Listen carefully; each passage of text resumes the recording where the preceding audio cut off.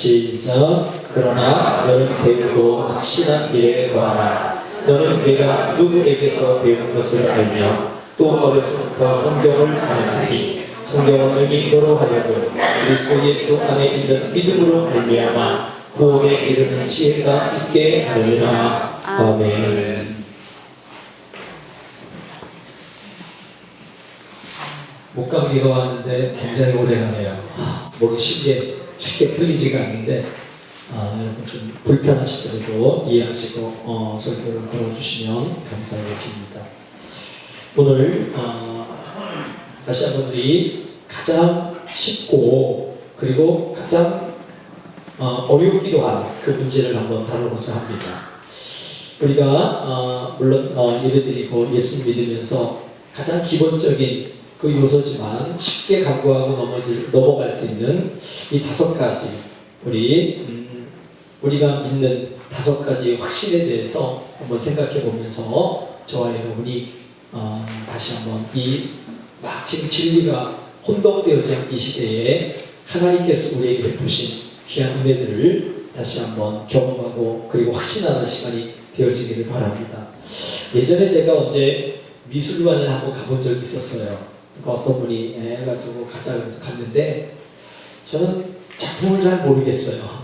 유명한 작가가 한 작품이라고 하는데 아무리 봐도 무슨 내용인지 잘 모르겠더라고요. 그리고 이해가 안 돼서 옆에 그 해설 그 내용들을 이렇게 읽어봐도 더 어려운 거예요. 읽어보니까 더 어려운 거예요. 응? 그래가지고 거기 있던 사장에게 물어봤습니다. 아니 이 미술품이 이해가 안 되는데 이 그림의 가치가 어느 정도 됩니까? 내가 이렇게 보니까 제가 그냥 여러분 추상 같은 거 보면요 그냥 제가 발로 그려도 이거보다 낫게 그릴 것 같은 그런 느낌이 든 거 있죠. 근데 그 사람 보니까 이 그림의 가치는요 몇 천만 원, 어떤 거는 수억 원이 됩니다. 그런 거예요. 여러분 잘 아는 우리 단원 김홍도 씨가 그림 여러분 많이 있잖아요. 그 옛날에 그 사람이 그렸을 때는요 그때 가치가 없었습니다. 사람들이 인정해 주지 않았어요. 그냥 뭐 식사값 하나 주면 한 번 주면 그 그림 얼마든지 오를 수 있는데 지금 김홍도 씨가 그린 그림이 지금 현재 가치가 최하 10억 원이랍니다. 10억 원. 네? 가치가 그렇게 된 거예요. 가치가 변화된 거죠. 여러분 아무리 세월이 흘러도 변하지 않는 것 그것을 가지고 우리는 진리라고 합니다. 그렇죠? 그것이 뭘까요? 세상에는 진리가 없습니다. 세상의 모든 것들은 다 변합니다. 이것이 참인 줄 알았는데 그것이 아니고 이거 참이 아니고 또 다른 것이 또 개발되어지고 또 발견되어지면 그것이 참이라고 사람들은 얘기합니다. 제가 말씀드렸던 것처럼 수학기호 1 더하기 1은 2 이것은 진리가 아닙니다. 이것은 약속입니다. 약속. 전 세계 공통으로 1 더하기 1은 2라고 하는 약속을 한 것뿐이지 만약에 우리가 사람들이 2 더하기 2를 2라고 하자라고 약속을 했다면 그것이 그냥 약속일 뿐이에요. 이건 진리가 아니에요. 진리는 그 진리가 변화되는 것입니다. 변화되지 않는 그 진리가 하나님의 말씀밖에 없다는 사실입니다. 근데 방법들은 많이 틀립니다. 요즘에 복음을 전하는 수단들, 복음을 담는 여러 가지 문화들이 굉장히 많이 발달되어졌습니다. 한 가령 예를 들면 여러분 요즘 그 성경책은요 옛날에 가지고 다 다녔어요. 지금도 가지고 다니고 노인들은 어른들은 가지고 다니는데 젊은이들은요 성경을 많이 안 가지고 다닙니다. 스마트폰에다가 다 담고 다니는 거예요. 약 5메가 정도가 되면 스마트폰 5메가 정도의 성경을 다 거기에 입력시켜 놓거든요. 그리고 요즘에 어디 이렇게 가면요 많은 목사님들도 스마트폰을 갖고 다니고 성경책을 안 갖고 다니고 스마트폰을 갖고 나와서 찬송 부를 때 스마트폰 딱 해가지고 몇 장 딱 치면 거기서 쫙 찬송이 나와요. 그럼 그거 보고 스마트폰 보고 찬송하는 거예요. 그리고 성경 몇 장 몇 절 딱 찍으면요 그대로 성경 몇 장 몇 절을 딱 떠는 거예요. 그러니까 그거 보고 성경입니다.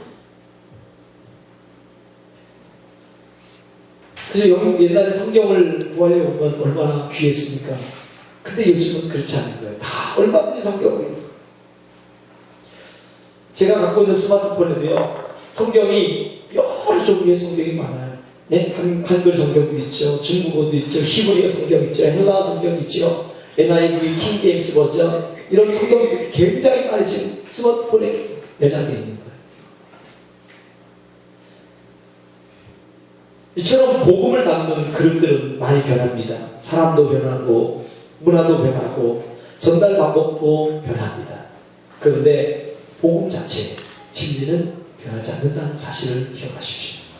만약 진리가 변하면 이 성경은 폐기되어야 하고 새로운 성경이 나와야 합니다.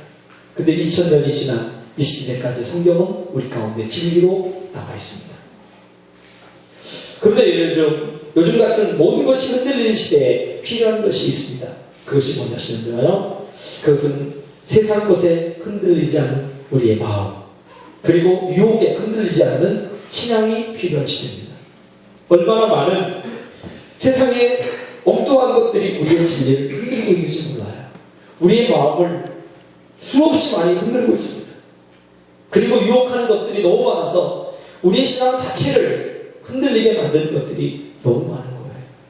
여러분, 그것은 변하지 말아야 돼요. 그래서 우리가 항상 기도하는 게 뭐냐면, 하나님, 우리의 마음과 생각을 지켜주옵소서. 세상의 방법들, 예수 믿는 여러 가지 방법들, 복음을 전하는 방법들은 수없이 많이 변하지만 진리는 변하지 않는 것처럼, 여러분, 우리가 변하지 않을 것은 우리의 마음과 생각, 주님을 향한 고정된 마음, 주님을 향한 뜨거운 사랑, 주님을 향한 뜨거운 열정, 이 마음들은 변하면 안 되는 것입니다. 그죠? 흔들리면 안 되는 거예요. 주님을 향한 것들을 흔들리면. 오늘 본문에 그래서 성경 말씀의 14절에 너는 배우고 확실한 일에 거하라 라고 했습니다. 여기는 너라는 우리라고 하는 것이 아니고 너라는 것에 단수를 붙였습니다. 너라는 각자라는 거예요. 각자. 여러분, 한 사람이 배우고 확실한 일에 거하라는 것입니다. 아멘. 여러분 스스로가 배워야 되는 거예요. 아, 저 사람 배우는데, 저 사람은 성경 공부하는데, 저 사람은 하나님 말씀 만드는데, 이게 아니고 여러분과 제가 동일하게 모든 사람들은 다 배우고 확실한 일에 거해야 되는 것이에요. 확실한 가운데 있어야 돼요. 얼마나 많은 이단들이 요즘에 수많은 잘못된 교리를 가지고 사람들의 마음을 흔들어 놓고 있는지 모릅니다. 근데 확실한 진리 가운데 서 있으면 어떤 유혹이 와도 흔들리지 않습니다. 아멘. 그래서 성경 말씀을 알아야 돼요. 성경 말씀은 베이직입니다. 우리 기초를 기초. 이 건물을 지을 때 기초 작업하는 것처럼 기초가 튼튼해야지만 어떤 것들을 세워도 무너지지 않는 것처럼 우리가 성경 말씀이 기초예요. 그러면 이 기초가 든든하고 흔들리지 않습니다. 그래서 성경은 능히 너로 하여금 그리스도 예수 안에 있는 믿음으로 말미암아 구원에 이르는 지혜가 있게 하느니라. 여러분, 이 성경 말씀을 믿음으로 말미암아 우리가 구원을 얻는 은혜의 역사가 일어날 것입니다. 아멘. 그렇다면 이 성경 말씀을 기초로 해서 우리가 지금 배우고 확실한 일에 거해되는 이 5가지를 다시 한번 여러분 잘 보고 계시지만 다시 한번 이 시대에 우리 마음속에 다 기억해 주시기를 바랍니다. 한번 이제 따라하겠습니다. 구원받았다는 확신이 있어야 합니다. 다시 한번 질문합니다. 여러분 구원받았음을 믿습니까? 진짜입니까? 근데 우리는 조금 어려움이 오고 고통이 오고 그리고 괴로움이 오고 그리고 어떤 신앙에 조금 시험이 오면 구원이 흔들리는 거예요. 그죠? 갑자기 흔들리는 거예요. 내가 정말 구원받았나? 하나님이 정말 살아계시나? 하나님이 정말 나와 함께 하시는가? 이 구원관이 흔들리기 시작합니다. 그러면 안 된다는 거예요. 우리 기독교는요, 구원의 종교입니다. 사람을 죄와 사망에서 해방시켜 영원한 생명을 얻게 하는 그 놀라운 은혜가 있는 우리 기독교입니다. 그 방법은 오직 예수님을 믿음으로 이루어지는 것입니다. 예수님을 구주로 믿으면 죄 사함 받고 그러면 구원을 받게 되는 거예요. 우리가 가장 기본적인 요한복음 3장 16절 하나님이 세상을 이처럼 사랑하사 독생자를 주셨으니 이는 저를 믿는 자마다 멸망하지 않고 영생을 얻게 하려 하십니다. 할렐루야. 아멘. 여러분 예수님을 믿음으로 우리는 누구든지 구원을 받게 되는 것입니다. 아멘. 예수님을 믿음으로 말이죠. 근데 이 가장 기본적인 진리가 우리 가운데 흔들려 버리고 있다는 사실이에요. 한국교회가요, 지금 이 구원 진리는 누구든지 예수님만 믿으면 구원받는다는 것이 아니라 여기는 어느 정도든지 믿으면 구원받는다는 것으로 여러분 한국교회가 변질되어져 가고 있습니다. 너무 안타까운 것입니다. 어느 정도든지 구원이 있는 게 아니에요. 예수 그리스도밖에 없습니다. 사도행전에 말씀한 것처럼 다른 이름으로서 구원받을 만한 이름을 우리에게 주신 적이 없다. 오직 예수 그리스도만이 우리의 구원자이심을 우리는 믿습니다. 예수님은 하나님의 아들로 믿는 사람은 멸망하지 않고 영생을 얻는다고 분명히 말씀하고 있습니다. 그러기에 저와 여러분이 분명하고 명확하게 알아야 할 것은 우리는 이미 구원받았다는 사실입니다. 이 구원의 확신을 가지고 살아갈 때 여러분 이 세상을 넉넉히 이길 수 있습니다. 여러분 구원의 확신이 없는 사람은 신앙생활하기가 정말 힘들고 어렵습니다. 구원에 확신이 없는데 어떻게 11조를 나눕니까? 구원에 확신이 없는데 어떻게 주일 성수에 목숨을 걸겠습니까? 이 확신이 없는 사람은 기독교 생활을 취미로 여기거나 도덕적, 윤리적 강의로 여길 수밖에 없습니다. 이렇게 확신이 없는 사람은 조금만 핍박을 받거나 욕을 먹으면 금방 신앙생활을 포기하게 됩니다. 요한일서 5장 11절 12절 말씀 보시면 또 증거는 이것이니 하나님 우리에게 영생을 주신 것과 이 생명이 그의 아들 안에 있는 것이니라. 아들이 있는 자에게는 생명이 있고 하나님의 아들이 없는 자에게는 생명이 없느니라. 증거를 우리 가운데 확실히 보여주시는데 뭐냐? 우리에게 영생 주신 것, 이 생명이 그의 아들 안에 있다. 아들이 있는 자는 생명이 있고 그 아들이 없는 자에게는 생명이 없다. 그 웃긴 이야기가 있습니다. 어떤 할머니가 목사님에게 찾아와가지고 다짜고짜 얘기하는 거, 설교 말씀 다 끝나고 예배 끝난 다음에 이 설교를 듣고 나서 목사님 나는 생명이 없으니 어찌면 좋습니까? 라고 묻는 거예요. 아니 무슨 말씀이세요? 할머니에게도 영혼에 생명이 있습니다. 그랬더니 그 할머니가 하는 말이 나는 딸만 둘이 있는데 어쩌면 좋냐는 거예요. 딸만 둘이 있는데. 그래서 왜 그러지? 그랬더니 아까 성경에 보니까 아들이 있는 자는 생명이 있다고 그랬는데 나는 딸만 둘이 있어서 생명이 없습니다. 난 끝났습니다. 그 아들이 아닌데 말이죠. 그죠? 그 아들은 예수 그리스도인데 예수 그리스도가 있는 자들에게는 생명이 있고 예수 그리스도가 없는 사람은 생명이 없습니다. 저와 여러분에게 이 예수 그리스도 생명이 있는 줄 믿습니다. 아멘. 요한복음 5장 24절 내가 진실로 너희에게 이르노니 내 말을 듣고 또 나를 보내신 이를 믿는 자는 영생을 얻었고 심판에 이르지 아니하나니 사망에서 생명으로 옮겨내리라. 할렐루야. 아멘. 나의 말을 듣고 나를 보내신 이를 믿는 자는 뭐였다고요? 영생을 얻었답니다. 이제 과거예요. 과거. 이제 영생을 얻어 있어요. 그리고 사망에서 생명으로 옮겼다고 말씀하고 있습니다. 앞으로 옮겨질 것이란 아니고 이미 옮겼다고 말씀하시는 거예요. 그래서 우리에게 필요한 것은 구원의 확신이 필요합니다. 예수님을 믿고 나는 죄사함을 얻고 구원의 확신 가운데 살아간다는 것을 여러분 믿으시길 바랍니다. 그래서 우리를 정죄하지 못합니다. 네? 로마서 8장에 있는 것처럼 세상의 어떤 것도 우리를 정죄하지 못한다. 정죄할 수가 없다. 왜요? 우리는 이미 구원받았기 때문에 그렇습니다. 구원의 확신을 갖고 있는 사람들은 하나님께서 우리를 인정해 주시기 때문에 법정적 의이기 때문에 세상의 마귀가 악한 모든 영들이 우리를 정죄하지 못합니다. 여러분 이 구원의 확신을 가지고 믿음으로 선포하며 살아가시길 주님의 이름으로 축복합니다. 그리고 두 번째입니다. 두 번째 확신은 한번 따라합니다. 성령께서 함께 하신다는 확신입니다.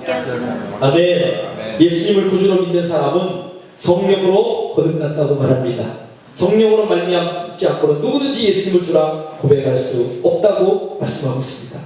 여러분 그래서 예수님이 나의 구주인 것을 믿는 사람은 우리 속에 성령이 이미 임재해 있다는 사실입니다. 아멘.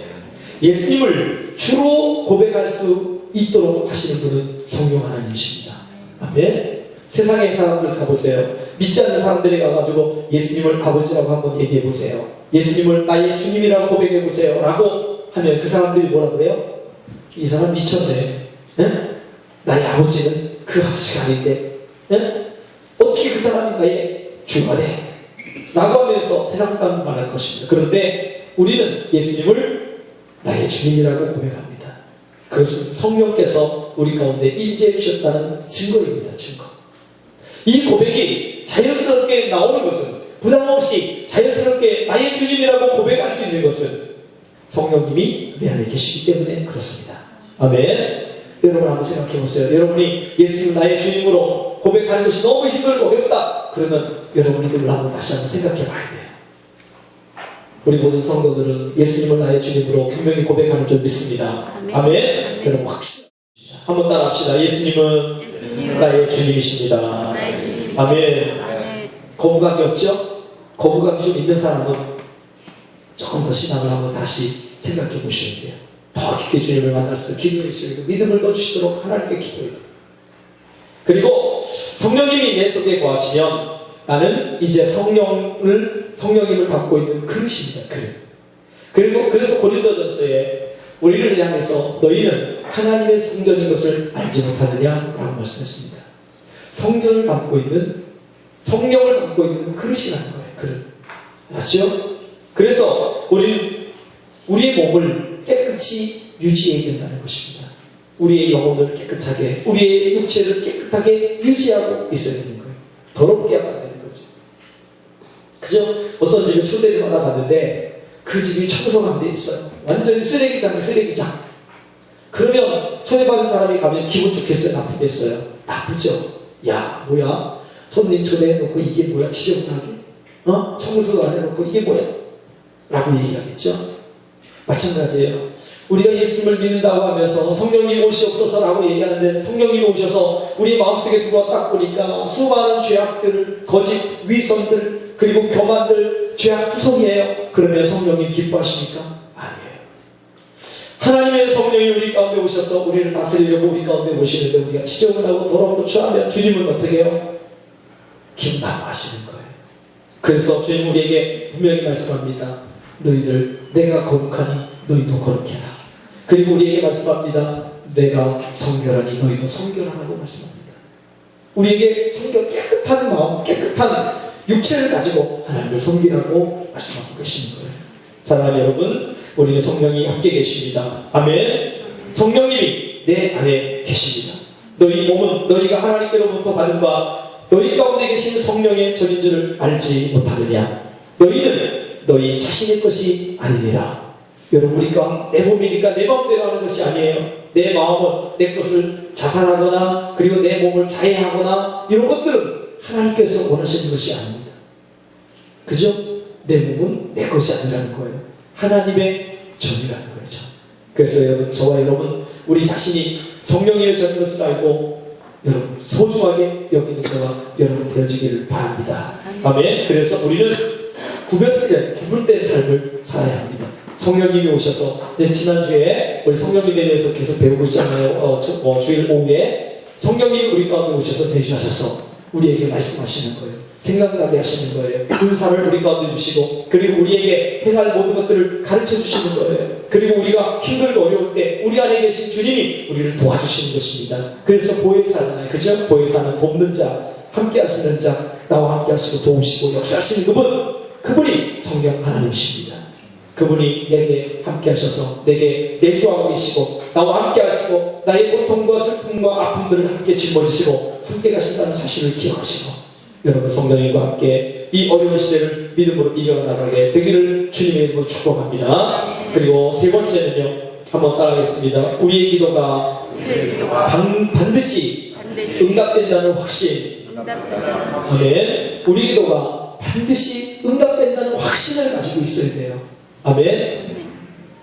그리고 어떤 때 우리 기도합니다. 하나님, 오늘 이것을 위해 기도합니다. 하나님, 나에게 응답해 주세요. 라고 기도했어요. 근데 지나고 나니까 응답이 아무것도 없어. 그러면 하나님은 응답 안 하시네. 우리가 지금 선포하는 거, 성경이 말씀하는 거 더 틀리네. 그죠?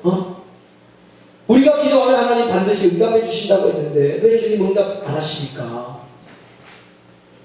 하나님 우리에게 분명히 응답하시기를 원하시고 분명히 응답하신다고 했는데 여러분, 여러 가지 이제 이유들이 있습니다. 첫 번째는 내 정욕을 위해 구할 때는 응답되지 않습니다. 세상적인 욕심을 가지고 구할 때 말이죠. 그리고 두 번째는 때가 아니면, 아직 하나님께서 내게 주실 때가 아니면 아직 주님을 보류하고 계시는 거예요. 조금만 더 기다려라. 조금 더 기도해라. 그리고 세 번째는요, 하나님의 뜻을 이루는 그 뜻이 이루는 때가 아닐 때 하나님은 우리에게 좀 더 기도하도록 하시는 거예요. 그리고 기도의 분량이 찰 때까지 기다리시는 거예요. 우리는요, 하나님께서 우리를 다 기도의 잔을 가지고 우리를 이게 기도의 잔을 다 보고 계시는 거예요. 그래서 기도가 얼마나 되는가, 충분한 기도의 분량이 찼는가, 이것을 하나님 보시는 거예요. 그래서 여러분 기도 열심히 하셔야 됩니다. 우리 하나님은요, 살아계신 하나님이심을 믿습니다. 하나님은 우리와 함께 계시고 우리와 대화하기를 원하시고요. 그리고 우리에게 하나님 반드시 응답해 주시길 원하시는 하나님이십니다. 그래서 여러분, 우리 기도는 하나님과 대화하는 것이라고 얘기하죠. 하나님과 대화하는 거예요. 그것이 기도예요. 근데 기도를 하는 것이 당연한데 우리는 기도를 안 하는 게 문제죠. 대화하는 것 알고 있어요. 그죠? 주님과 대화하는 것 알고 있어요. 대화를 안 하는 거예요. 얼마나 답답하겠어요. 네? 예전에 장애 체험을 하는데 걷지 못하고 휠체어에 앉아서 하루 종일 앉아있는 체험을 한번 해봤어요. 네? 몇 시간 동안 하는데도요, 얼마나 답답한지 모르겠어요. 장애처럼 휠체어에 앉았고, 입은 마스크 쓰고요. 그리고 내가 볼때 다른 사람이 나를 이끌어가는 거예요. 말도 못하고. 근데 하루 종일 말을 안 하는데 얼마나 답답한지 모르겠어요. 주님은 우리에게 주님과 교제하기를 원하시는 거예요. 대화하기를 원하시는 거예요. 말하는 거예요. 성경에 우리가 다 잘 아는 구절 잘 있어요. 마태복음 7장 7절에 구하라 그러면 너희에게 주실 것이요. 아시죠? 찾으라 그러면 어떻게 해요? 찾을 것이요. 두드리라 그러면 열릴 것이라. 구하는 이마다 얻을 것이고 찾는 이가 찾을 것이고 두드리는 이에게 열릴 것이다. 이것은 하나님의 약속입니다. 하나님의 약속이에요. 그뿐만 아니라 기도의 응답의 약속과 축복은 수없이 연구되어 있어요. 요한복음 14장에도 내 이름으로 무엇인지 내게 구하면 내가 시행할 것이다. 그리고 야고보서 1장 5절 너희 중에 누구든 지혜가 부족하거든 모든 사람에게 후히 주시고 꾸짖지 아니하시는 하나님께 구하라. 그러면 내가 주리라 라고 말씀했습니다. 그리하면 주십니다. 근데 왜 기도가 잘 안 나오나요? 왜 새벽 기도가 그렇게 힘들고 어려우냐? 그렇게 기도하는 게 힘들고 어려우냐? 그것은 기도 응답에 대한 확신이 없기 때문에 그렇습니다. 정말 하나님이 나의 기도를 응답해 주시는 확신이 있으면 우리는 기도하게 되어 있습니다. 기도하게. 근데 기도가 응답이요, 어떤 때는 쉽게 오는데 어떤 때는 굉장히 더디게 오는 거예요. 하나님 왜 이렇게 응답 안 하실까? 하나님 왜 이렇게 지루하게 기다리게 하실까? 하나님은 왜 지금 내가 진짜 어려울 때 왜 이때 응답 안 하실까? 여러분 그렇게 생각될 때가 있습니다.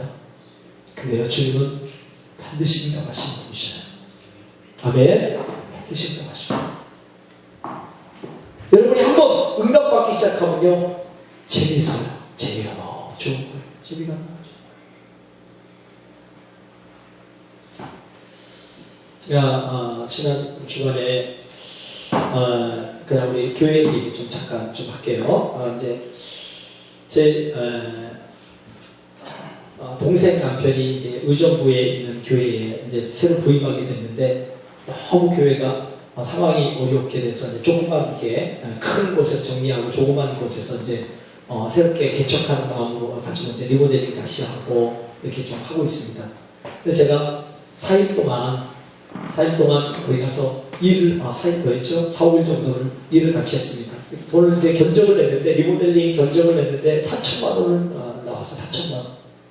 조금만 우리 교회보다 훨씬 좀 반 조금 더 되는데 여기에 반 조금 더 되는데 견적이 4천만 원이 나온 거예요.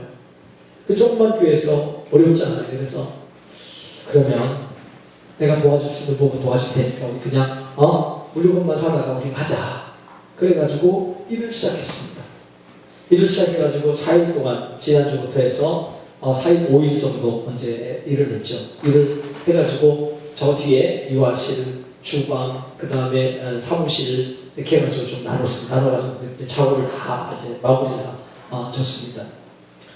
근데 저희 이제 교회가 이제 26일 날이 우리 이제 여기 대출금 이제 이자를 내는 날입니다. 근데 이자 돈이 너무 없는 거예요. 그 나올 구멍이 없고 어떻게 할 수 있는 방법이 없는 거예요. 그러니까 하나님께 기도하면서 하나님 어떻게 해야 되나요?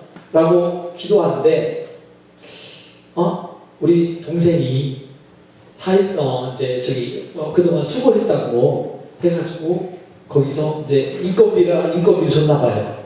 그 돈을 저에게 40만 원을 붙여왔습니다. 수고했다 고맙다고 해서 이제 그 목사님이 이제 40만 원. 그래가지고 그 문제를 해결하게 됐습니다. 대출도 갚게 됐어요. 대출 이자는 말이죠. 그러면 제가 이렇게 보면서 하나님 앞에 하나님 어떻게 되나 하나님 기도하고 하나님 했더니 하나님은 리모델링도 아마 정확한 때에 하도록 만드신 것 같아. 네? 그리고 나에게 일하도록 하셨던 것 같아. 그리고 기도하면서 하나님 앞에 기도하며 간구했더니 하나님께 때가 돼서 하나님께서 그 돈을 베풀 수 있도록 하나님께서 재정의 복을 허락해 주셨어요. 하나님은요 정확한 때에 응답하시더라고요. 다른 때가 그 정확한 날짜에 하나님께서 그 돈을 하나님께서 허락해 주십니다. 이게 하나님이 하시는 일이구나. 나는 그냥 거기에서 그 마음을 가지고 지난주에 제가 말씀드렸죠. 지난주에 제가 주중에 여러분에게 우리 수요일이나 금요일에 수요일에 오셨던 분에게 말씀드렸죠.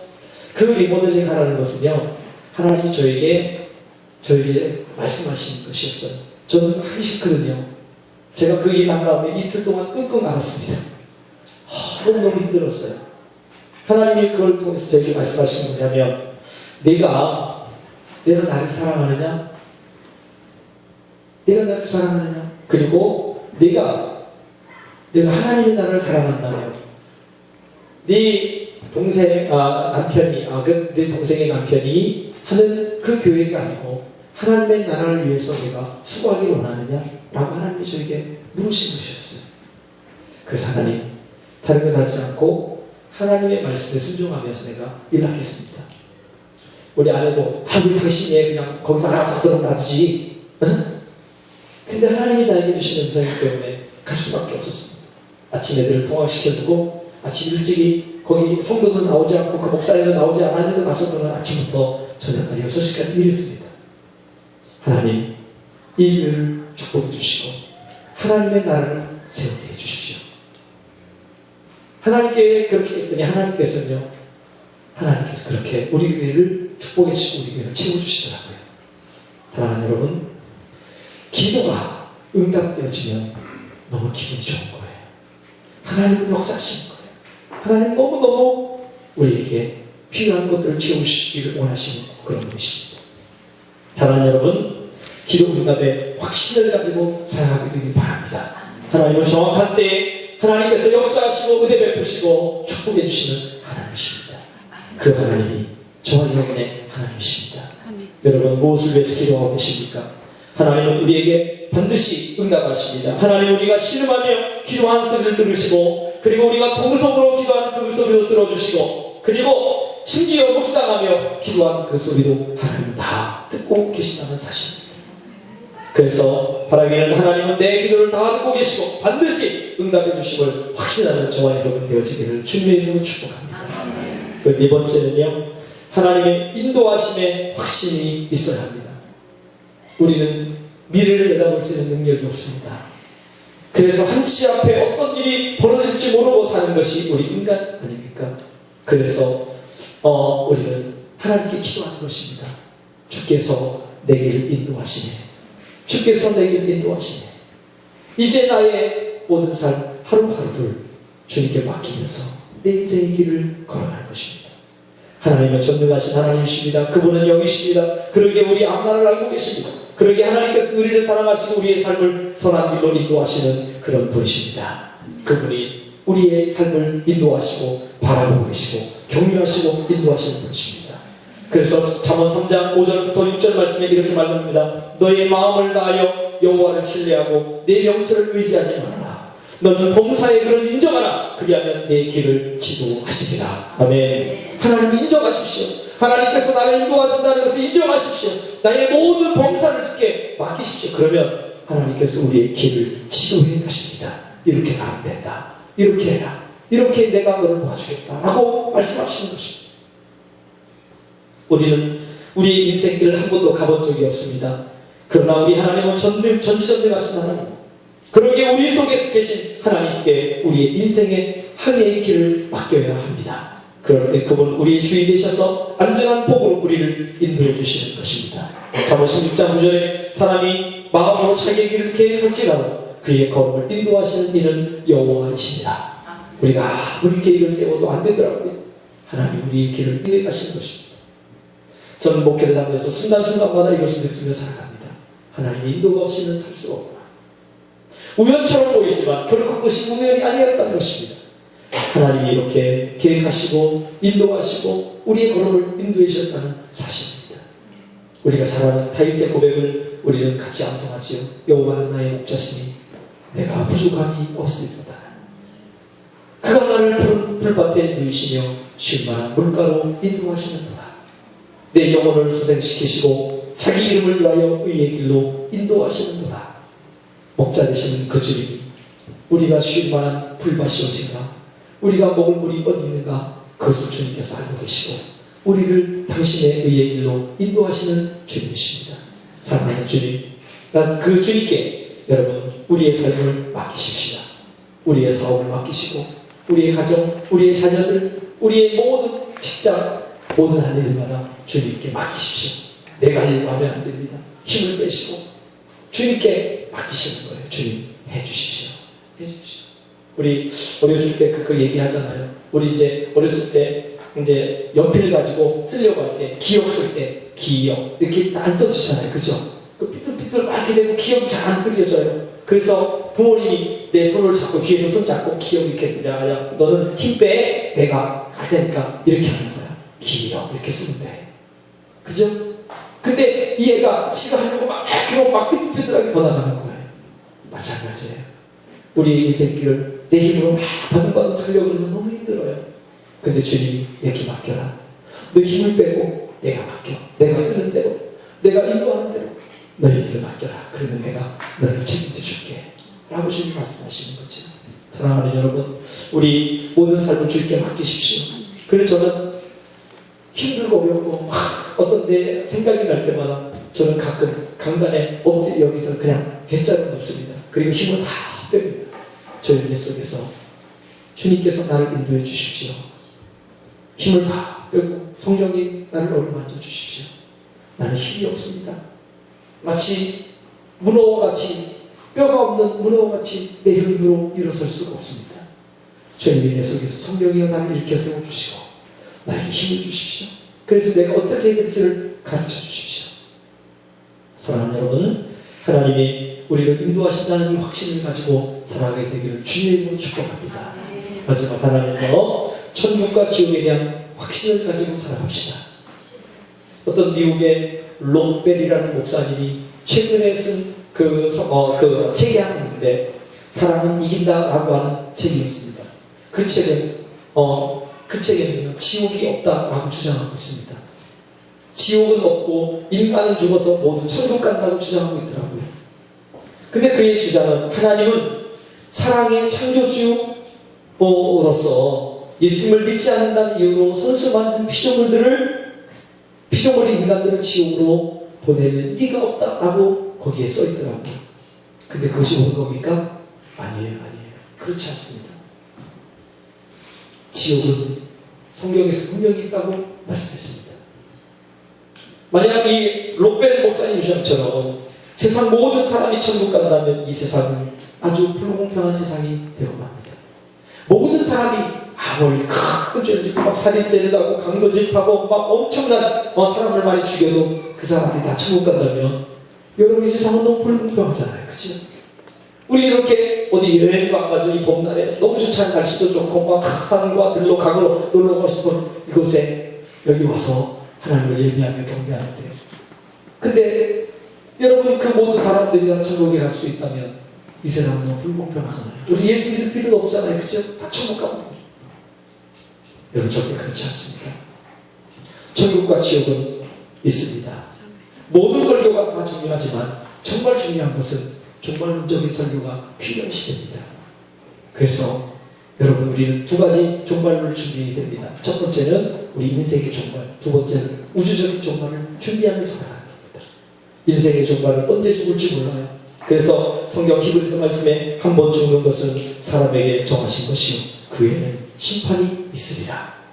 여러분 우리는 반드시 죽습니다. 그렇죠? 죽으면 끝이 온다는 거예요. 인생 끝이 옵니다. 그러나 주님 앞에 심판받을 때가 또 반드시 온다는 것입니다. 그래서 우리의 인생을 여러분 참 주님이 원하시는 그 인생의 삶을 살아야 됩니다. 지옥은요 인간이 겪을 수 있는 최악의 고통이 있는 것입니다. 불꽃 가운데 사정없이 고통받는 것입니다. 그 고통을 성경은 이렇게 표현합니다. 누가복음 16장 24절 부자가 지옥에 있으면서 아버지 아브라함이여 나를 긍휼히 여기사 나사로를 보내요. 그 손가락 끝에 물을 찍어 내 혀를 선언하게 하소서. 내가 이 불꽃 가운데서 괴로워하나이다. 지옥은요 너무 고통스러운 곳이에요. 여러분이 사우나 찜질방에 자주 가시죠, 그죠? 거기 가면 여러분 불가마에 들어가지 말라 그래요. 불가마 땀 빼고 막 좋은 것 같지만요, 여러분 거기 들어가면 우리 폐로 뜨거운 공기가 들어가면요 폐가 쪼그러든답니다. 폐가 쪼그러든대요. 그래서 잘 된 것 같지만 안 좋다는 거예요. 폐가 여러분 쪼그러든대요. 그리고 여러분 무슨 계란 프라이 계란 프라이 할 때 거기 하얀 자가 이렇게 이제 그 투명이 하얀 자로 바뀌잖아요, 그죠? 그때가 약 40도에서 50도랍니다. 50도. 네? 근데 여러분 우리 폐가 얇은 막으로 되어 있습니다. 막. 근데 그것이 40도, 50도 되는 곳에서 쪼그러듭니다. 그러니까 여러분 찜질방에 들어가면 보통 얼마예요? 몇 도예요? 어떤 때는 70도, 80도, 90도까지 되나요? 네? 너무 뜨겁잖아요. 근데 여러분 보세요. 세상 찜질방은요 좀 뜨거워도 견딜 수 있습니다. 그렇죠? 그리고 더 힘들면 밖으로 나오면 됩니다. 근데 지옥은 그렇지 않습니다. 한번 들어가면 나올 수가 없습니다. 영원한 고통 가운데 있는 거예요. 사랑하는 여러분, 천국과 지옥은 분명히 있습니다. 이 확신을 가지고 살아가야 합니다. 여러분 안타깝게도 여론조사에 예전에 제가 한번 말씀드렸는데 한국 교회의 사람들 여론조사를 했답니다. 한 교회에서 여러 교회를 여론조사했는데 천국이 있다는 것을 믿습니까? 라는 곳에 잘 모르겠다, 없다, 있다 라고 했는데요, 확실히 있다고 하는 사람들이 30%밖에 되지 않는답니다. 여러분 이건 끔찍한 거예요. 그러면 그 사람들은 윤리적인 종교를 믿고 있는 거예요. 여러분 우리는 천국과 지옥에 대한 확실한 믿음 가운데 서 있어야 됩니다. 그리고 우리가 죽으면 우리는 예수님 믿고 천국 간다는 이 확신 가운데 우리는 서 있어야 합니다. 여러분 오늘 제가 5가지 우리 가장 기본적인 내용이죠. 이것을 이 혼란한 시대에 여러분들은 반드시 잘 알고 있어야 됩니다. 아멘. 그리고 흔들리지 말아야 돼요.